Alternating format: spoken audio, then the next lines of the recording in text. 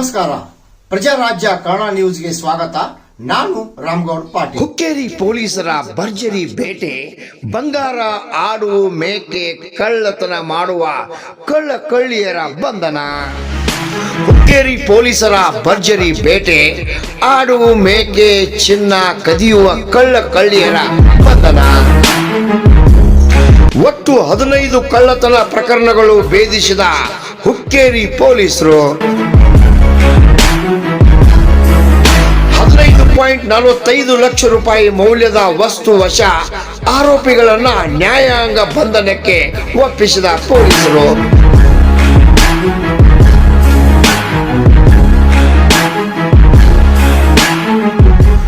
Belagavi police ವರಿಷ್ಠಾಧಿಕಾರಿ K Ramarajan, ಹೆಚ್ಚುವರಿ police ಅಧಿಕಾರಿ ರಾಮಗೊಂಡ ಬಸರಗಿ, ಗೋಕಾಕ್ ಡಿವೈಎಸ್ಪಿ ರವಿ ನಾಯಕ್ ಅವರ ಮಾರ್ಗದರ್ಶನದಲ್ಲಿ ಹುಕ್ಕೇರಿ ಸಿಪಿಐ ಮಹಾಂತೇಶ್ ಬಸಾಪುರ್ ಹಾಗೂ ಅವರ ತಂಡದವರು ಭರ್ಜರಿ ಕಾರ್ಯಾಚರಣೆ ನಡೆಸಿ ವಿವಿಧ ಕಳವು ಪ್ರಕರಣಗಳಲ್ಲಿ ಭಾಗಿಯಾಗಿದ್ದ ಆರೋಪಿಗಳನ್ನು ಬಂಧಿಸಿ ಲಕ್ಷಾಂತರ ರೂಪಾಯಿ ಮೌಲ್ಯದ ಸ್ವತ್ತನ್ನು ವಶಪಡಿಸಿ ಕೊಳ್ಳುವಲ್ಲಿ ಯಶಸ್ವಿಯಾಗಿದ್ದಾರೆ.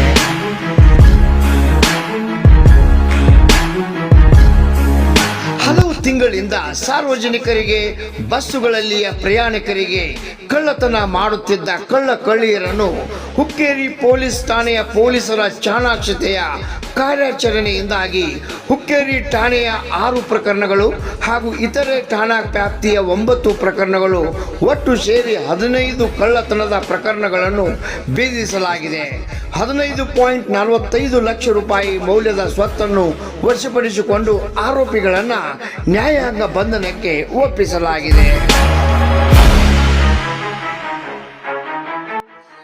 ಬೀಡ್ ಜಿಲ್ಲೆಯ ನಿವಾಸಿ ದೀಪಕ್ ಜಾಧವ್ ಎಂಬಾತನನ್ನು ಬಂಧಿಸಿ 4.5 ಲಕ್ಷ ರೂಪಾಯಿಯ 30 ಗ್ರಾಂ ಚಿನ್ನ ವಶಪಡಿಸಿಕೊಳ್ಳಲಾಗಿದ್ದು, ಅದೇ ರೀತಿ ಬಸ್ಸುಗಳಲ್ಲಿ ಪ್ರಯಾಣಿಕರ ಆಭರಣಗಳನ್ನು ಕಳ್ಳತನ ಮಾಡುತ್ತಿದ್ದ ನಿಪ್ಪಾಣಿ ಮೂಲದ ಆರ್ತಿ ಲೋಂಡೆ ಹಾಗೂ ಪೂಜಾ ಚೌಗ್ಲೆ ಎಂಬುವರನ್ನು ಬಂಧಿಸಲಾಗಿದೆ. ಅವರು ಕಳುವು ಮಾಡಿದ ಆಭರಣಗಳನ್ನು ಮಾರಾಟ ಮಾಡಿ ಇಟ್ಟುಕೊಂಡಿದ್ದ 95,000 ನಗದು ಹಣವನ್ನು ವಶಪಡಿಸಿಕೊಳ್ಳಲಾಗಿದೆ. ಅದೇ ರೀತಿ ಹುಕ್ಕೇರಿ ತಾಲೂಕಿನ ಕೊಟಬಾಗಿ ಗ್ರಾಮದ ನಿವಾಸಿ ಮುತ್ತಪ್ಪ ಕಾಮಶೆಟ್ಟಿ ಕುರಿ, ಆಡುಗಳ ಕಳ್ಳತನ ಮಾಡುತ್ತಿದ್ದ. ಅವನನ್ನು ಬಂಧಿಸಿ ಆತನಿಂದ 56,000 ಮೌಲ್ಯದ 5 ಆಡುಗಳನ್ನು ವಶಪಡಿಸಿಕೊಳ್ಳಲಾಗಿದೆ.